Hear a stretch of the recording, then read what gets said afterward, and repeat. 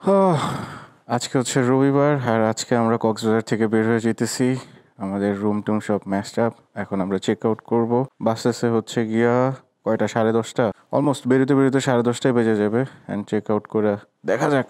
Google ম্যাপে দেখাচ্ছে যে 9 ঘন্টা 9.5 ঘন্টা লাগবে বাসায় পৌঁছাইতে পৌঁছাইতে। আজকের দিনটা খুবই বাজে যাবে মনে হইতেছে, but hope for the best. বিসমিল্লাহির রহমানির রহিম। কক্সবাজার থেকে যাত্রা শুরু করতেছি। বাইকের ঘড়িতে এখন বাজতেছে 10:23। সো লেটস সি কতক্ষণে আমরা ঢাকা যেয়ে পৌঁছাই, বাসায় যেয়ে পৌঁছাই। কক্সবাজার থেকে চলে যাওয়ার সময় একটা মায়া মায়া ফিল হয়। আরেকটা দিন যদি থেকে যেতে পারতাম এমন লাগে, একটা অ্যাটাচমেন্ট তৈরি হয় কক্সবাজারের সাথে, বিচের সাথে। Bye bye Cox's Bazar. আর এখন কক্সবাজারের নতুন সঙ্গী জ্যাম। প্রচুর পরিমাণে জ্যাম হয় এখন কক্সবাজারে। যাতায়াত করে মজা নাই, এত অটো বেড়ে গেছে বলার বাইরে। সো অটো, রিক্সা, গাড়ি সব কিছু মিলে একদম কক্সবাজারের রাস্তার অবস্থা খুবই খারাপ থাকে। এই তো সেই বিখ্যাত ডলফিন মোড়, আর ডান দিকে গেলেই বিচ। ছেড়ে চলে যাইতে হইতেছে বিচকে এখন।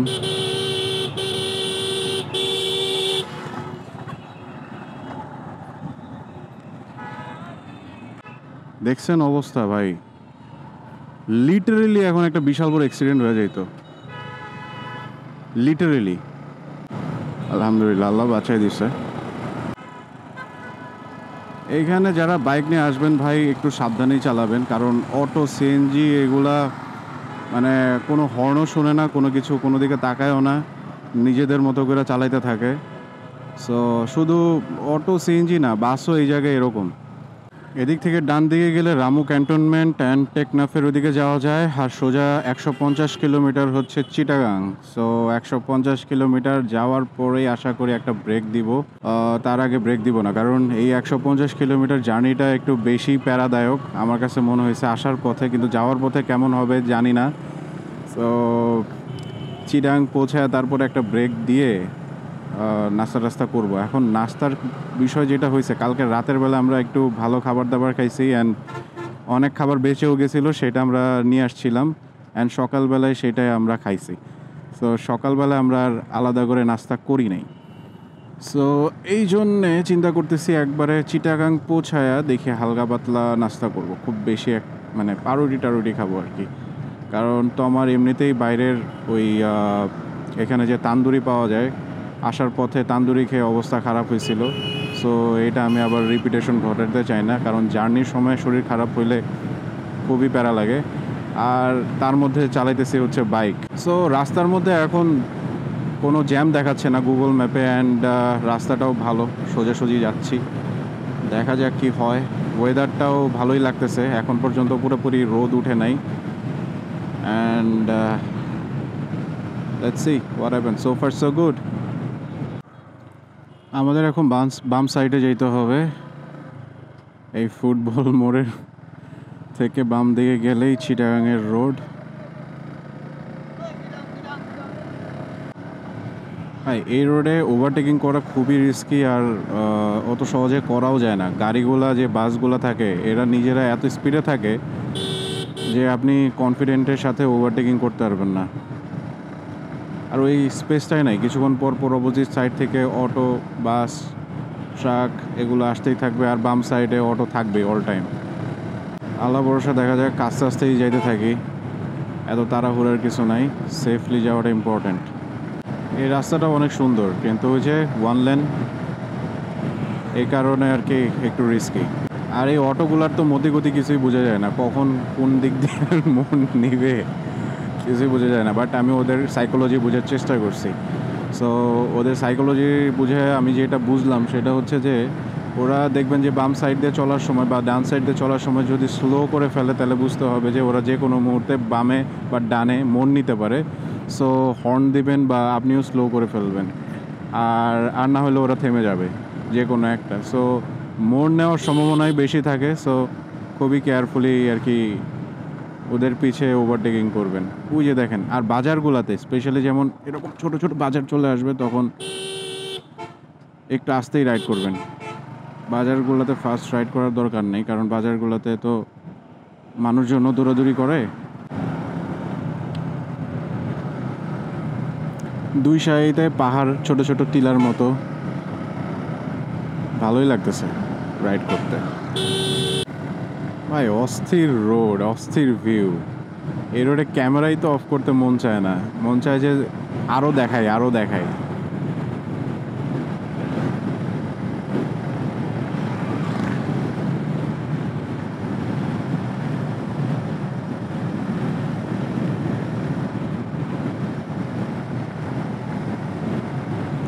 আর এই ছোট ছোট পাহাড়ের মাঝখান দিয়ে কিছু কিছু পথ বানাইছে মানুষ, সো মানে উপরে ওঠার জন্য। তার মানে বোঝা যায় যে উপরে বসতি আছে পাহাড়ের উপরে। সো এই জিনিসগুলো দেখতে অনেক সুন্দর লাগে। মন চাই যে বাইকটা থামায় ওই দিক দিয়ে একটু দেখে আসি কি কি আছে ওই জায়গায় পাহাড়ের উপরে, কীভাবে থাকে ওরা, ওদের জীবনযাপন কেমন, এটা দেখার আমার অনেক ইচ্ছা। কোনো একদিন করবো ইনশাল্লাহ। র র ভিডিও, র ট্যুর, র অ্যাডভেঞ্চার করব। জাস্ট ওয়াও, অনেক সুন্দর মাশাআল্লাহ।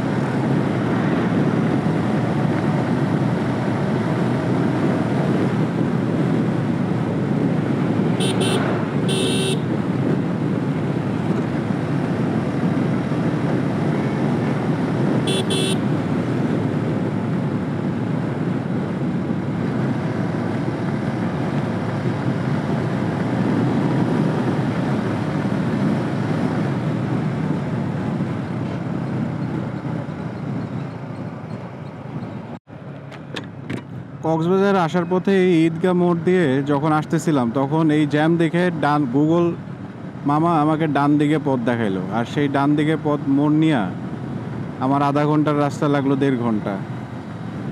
ভাই রে ভাই, যাই হোক রাস্তাও চিনলাম, কক্সবাজারও ঘোরা হয়েছে, কিন্তু ওগার অবস্থা খারাপ হয়েছে আর কি।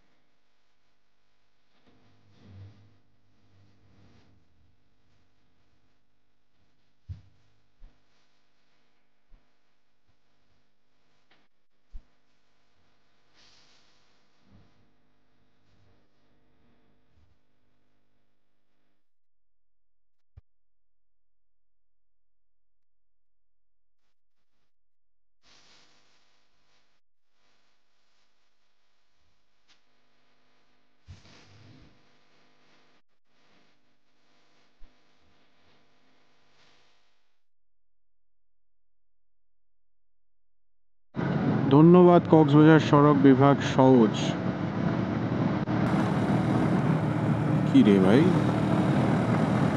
সব গাড়ির কিছুক্ষণ পর পর এইগুলো কি দিয়ে রাখছে। আউচ! বাইকে তেল ভরতে হবে। ওয়াও, এই রোডটা জোস, এই রোডটা অনেক সুন্দর। ঢাকা থেকে যখন আসতেছিলাম তখন মানে রোডগুলো এনজয় করতে পারি নাই, কারণ এই পর্যন্ত আসতে আসতে একদম কোমর টোমর ব্যথা হয়ে গেছিলো। আর একটা যাওয়ার একটা প্যারা ছিল, একটা নেশা ছিল যে না আমার পৌঁছাইতে হবে এনি হাও এই টাইমের মধ্যে। তো এই রোডগুলো আমরা পাস করে গেছি কিন্তু এনজয় করতে পারি না। বাট এখন যখন যাইতেছি আস্তে ধীরে রাইড করে করে খুব ভালো লাগতেছে এই রোডগুলা, দেখার মতো রোড। এই কক্সবাজার ট্যুরের আমার একটা মেন উদ্দেশ্য ছিল হচ্ছে বাইক রাইড করা।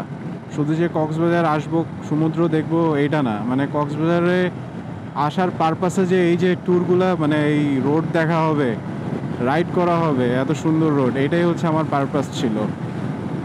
আর তাছাড়া এত এত লং জার্নি আমি এর আগে কখনো বাইক দিয়ে করি নাই। সো নিজেকে প্রুভ করার একটা ব্যাপার ছিল যে এটা করতে পারবো কি পারবো না। সো এটা যেহেতু করতে পারছি, ইনশাল্লাহ সামনে আরও অনেকগুলো ট্যুর দিতে পারবো, আল্লাহ যদি চায়।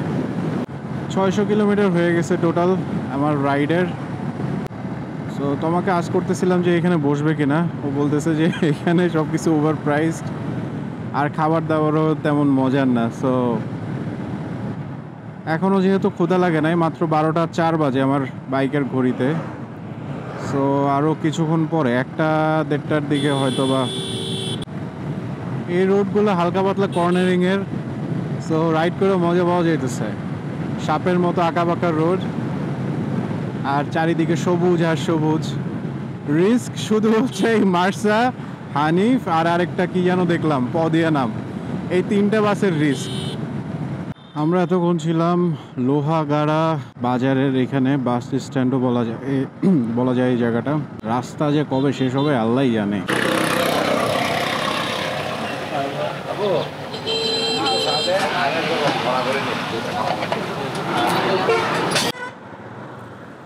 আমরা সাতকানিয়ার এই জায়গাটাতে একটু ব্রেক নিছিলাম, খাওয়া দাওয়া করলাম, লাঞ্চও করে ফেলছি। রোড সাইড একটা ছোটোখাটো ধাবা টাইপের, রেস্টুরেন্ট টাইপের, ভাতের হোটেল। তো এখান থেকে ভাত টাত খাইলাম, অল্প করেই খাইছি যেন ঘুম না পায়। আর এখনও অনেক দূর যাইতে হবে, যেহেতু আমরা এখনও চিটাগাং পার করি নাই। চিটাগাং থেকে তেল নিতে হবে, তারপরে কুমিল্লা গিয়ে একটা ব্রেক নিব। তেল নেওয়ার পরে আর কোনো ব্রেক টেক নিব না আশা করি, ইনশাল্লাহ। এখন বাজতেছে 1টা। সো আশা করি 3টার মধ্যে কুমিল্লা পৌঁছাইতে পারলে 6টার মধ্যে ঢাকা পৌঁছায় যেতে পারবো। একটা ব্রেকের দরকার ছিল, কারণ অনেকক্ষণ ধরে রাইড করতেছি, কোমর টোমর একদম ব্যথা হয়ে গেছিলো আর তোমারও একটু ক্ষুধা লাগছিল। সো একবারে লাঞ্চটা করেই ফেললাম।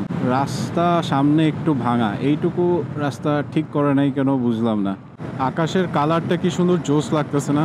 এই সাইডে এক ধরনের ব্লু, সামনে আরেক ধরনের ব্লু, জোস। গুগল আমাকে বাম দিকে পথ দেখাইতেছে, একটু শিওর হয়ে নি। বাম দিকের পথ দেখাচ্ছে ইজি, আল্লাহ ভরসা, গুগলরে ভরসা করে গেলাম, দেখা যাক এখন কি হয়।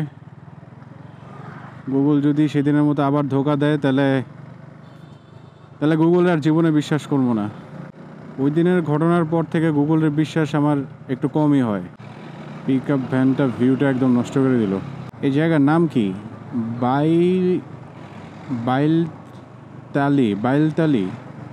বাইলতালি রোড। মনে হয় কলেজ ছুটি হয়েছে। আমার মনে হয় গুগল আমার আবার চুনা বানাইছে। যে রোড দিয়ে হ্যাঁ, ভুল রাস্তা না, এটা আবার সেই আঁকা বাঁকা রোড। যাই হোক, আল্লাহ ভরসা, যাইতে থাকি, দেখি কি আছে কপালে।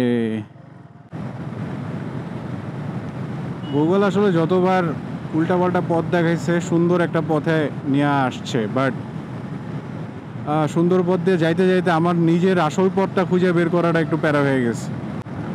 সুন্দর রোড, ঠান্ডা আবহাওয়া, প্লিজিং, রাইড করে একটা অন্য লেভেলের মজা এই রোড দিয়ে। ওয়াও, পুরো মনে হইতেছে জঙ্গলের ভিতর দিয়ে যাইতেছি। এই রোড দিয়ে কেউ কখনো আইসা ভিডিও করে নাই কেন ভাই? এত সুন্দর একটা রোড, জোস।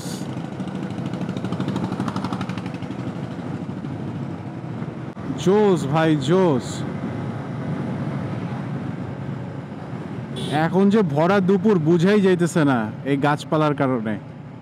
জায়গাটার টেম্পারেচার এতটাই ঠান্ডা।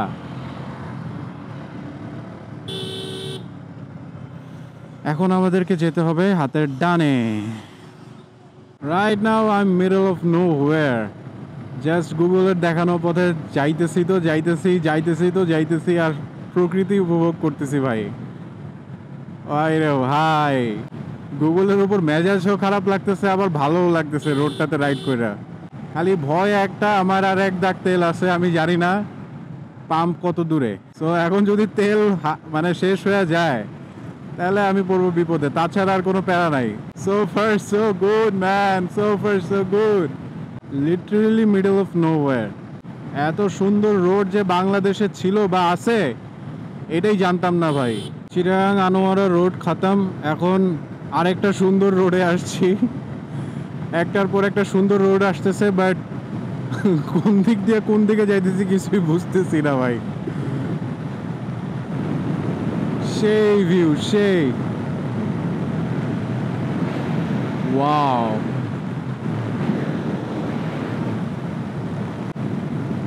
আসলেই গুগল ম্যাপ আমার অ্যাডভেঞ্চার দিয়ে দিল এবার, অন্য লেভেলের অ্যাডভেঞ্চার ভাই। গুগল আমার আবার চুতিয়া বানাইলো ভাই, মেজাজটা খারাপ লাগতেছে। কর্ণফুলী টানেলের রোডে নিয়ে আসছে, আর এই রোড দিয়ে বাইক চলাচল নিষেধ। কেমনটা লাগে ভাই? এমনিতেই বাইকে তেল নাই। It is what it is. Life is not always fair, but এই ভিউয়ের জন্য এখানে আসা ওর্থ ইট। এখন আমার মেন ইন্টেনশন, আগে বাইকে তেল ভরতে হবে। তেল ভরা ছাড়া আমি বিপদে পড়ে যেতে পারি যে কোনো মুহূর্তে। শুধু 1 ঘন্টা আমার দিয়ে ঘুরাইলো, আমার কাছে মনে হইতেছে। আগে আমার গুগল ম্যাপটা সেট করতে হবে। এখন এক জায়গায় দাঁড়ায়া, এদিক দিয়েই তো না? সামনে কি ফুয়েল পাম্প আছে? ঠিক আছে, থ্যাংক ইউ। ঠিক আছে, thank you. Finally Dhaka Chittagong হাইওয়েতে উঠতে পারছি রে ভাই। মাথা মুথা গরম হয়ে গেছিল এই গুগলের কর্মকাণ্ড দেখা। শালা একদম 2 ঘন্টা পিছাই দিল আমারে। এই 3টার সময় আমার কুমিল্লা থাকার কথা, 3টার সময় এখনো আমি চিটাগাং পার করতে পারলাম না। কেমন মেজাজটা খারাপ লাগতে পারে। তার মধ্যে হচ্ছে ট্রাকের প্রেশার বাইরে যাবে এখন। তো আলটিমেটলি আমি 2 ঘন্টা না 3-4 ঘন্টা পিছিয়ে গেছি। এখন বাজতেছে হচ্ছে অলমোস্ট 4টা, 3:51, অ্যান্ড আমরা বারোইহাট চলে আসছি। অ্যান্ড আমাদের আবার তেল নিতে হবে। তেল 2 জায়গায় চলে আসছে। 500 টাকার তেল ভরছিলাম, এখন চিন্তা করতেছি যে 1000 টাকা তেল ভরে নিব। বারবার তেল ভরার জন্য থামতে পারবো না, কিন্তু টেনশন হচ্ছে যে এই হাইওয়েতে তেল কেমন হয় সেইটা। লাস্ট 1 আওয়ার ধরে শুধু টানতেছি, প্রচুর টানতেছি ভাই। 190, 100 এরকম, অ্যাভারেজ 90তেই টানতেছি। মাই গড, শরীর টরীর একদম ব্যথা হয়ে গেছে। 1000 টাকার তেল বললাম, এখন 5 মিনিট চিন্তা করতেছি একটু রেস্ট নেব, পানি টানি খাবো, নইলে ভালো লাগতেছে না। ও মাই গড। আমরা ফেনের কোনো একটা জায়গায় আছি, আর এখান থেকে তেল ভরলাম 1000 টাকার। তো আমাকে বললাম রেস্ট নিবা নাকি কিছুক্ষণ। ও বললো একবারে কুমিল্লা গিয়ে 10-15 মিনিট রেস্ট নিবে, আর কুমিল্লার দই না রসমালাই জনপ্রিয়, ওইটা একটু খাবে। তো কুমিল্লা এখান থেকে আর 66 কিলো, আশা করি বেশি সময় লাগবে না। আর এখন তো শীতকাল চলে আসতেছে না, খুব তাড়াতাড়ি সন্ধ্যা হয়ে যায়, 5:30টার দিকেই সন্ধ্যা হয়ে যাবে। সো দেখা যাক কি করা যায়। 66 কিলো যেতে আমাদের ম্যাক্স 40 মিনিট লাগার কথা, যদি 90, 80 বা 100 এই স্পিডে থাকি। কুমিল্লা আর মাত্র 50 কিলোমিটার।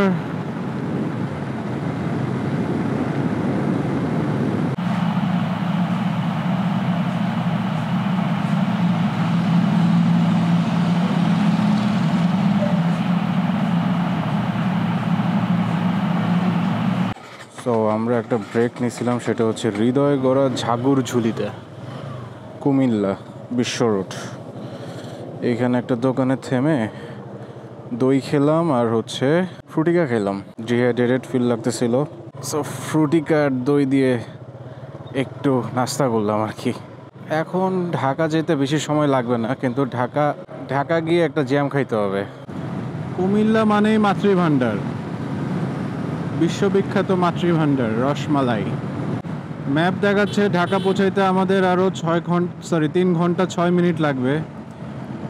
সো আমারও তাই মনে হয় 3 ঘন্টার মতো লাগবেই আমাদের উত্তরা পৌঁছাইতে।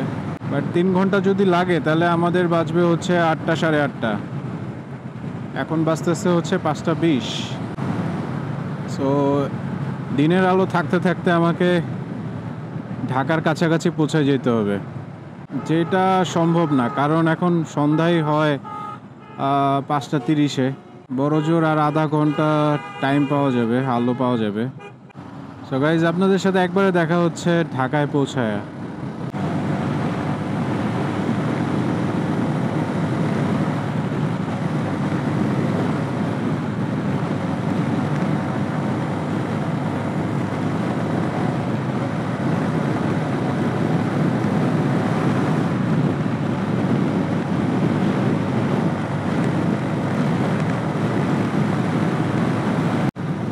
I'm coming home. I'm coming.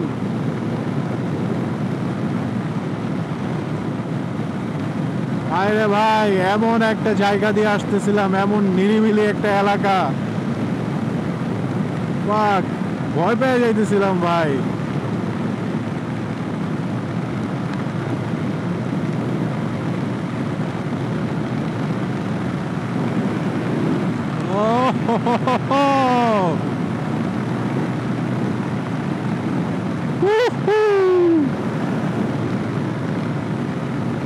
Finally.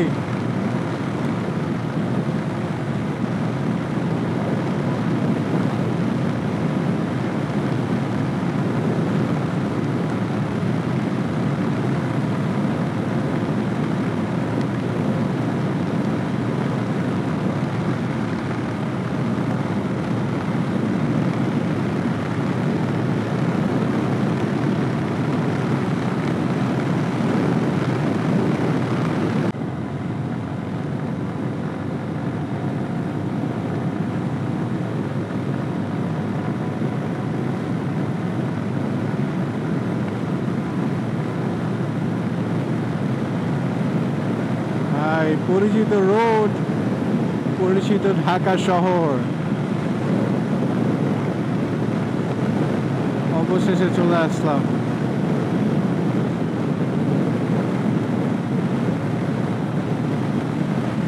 দীর্ঘ 7 ঘন্টা জার্নির পরে, 7 ঘন্টা না 8 ঘন্টা।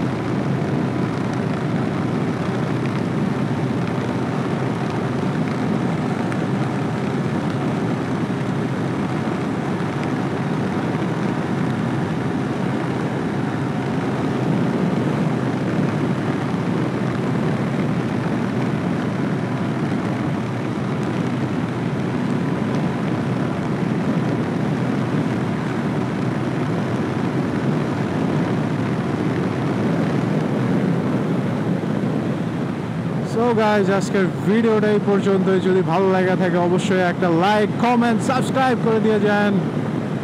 দেখা হবে নেক্সট ভিডিওতে, নতুন কোনো টপিক, নতুন কোনো ট্যুর, নতুন কোনো ভিডিও নিয়ে। ভাই, আল্লাহ হাফেজ। Till then, be happy, do whatever you want without harming anyone. Ta-da!